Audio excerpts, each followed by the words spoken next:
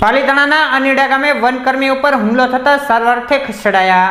પાલીતાણાના અનીડા ગામે વન વિભાગ પર ફરજ બજાવતા નિલેશભાઈ ડાભી તેમના વિસ્તારમાં પેટ્રોલિંગમાં હતા તે દરમિયાન અગાઉ થયેલી માથાકૂટની દાજ રાખી નિલેશભાઈ ડાભી ઉપર હુમલો કરવામાં આવ્યો હતો, જેમાં તેમને ઈજા થતા સરટી હોસ્પિટલ ખાતે સારવારથી ખસેડવામાં આવ્યા હતા।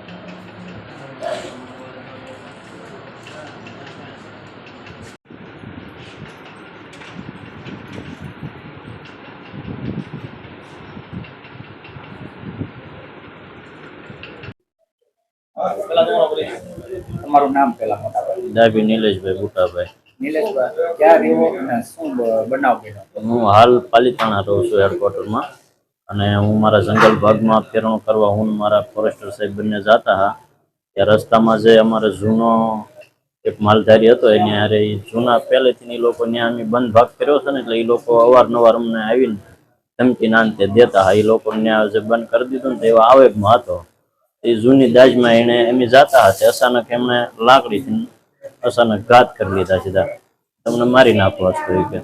કેટલા જણા હતા એ લોકો?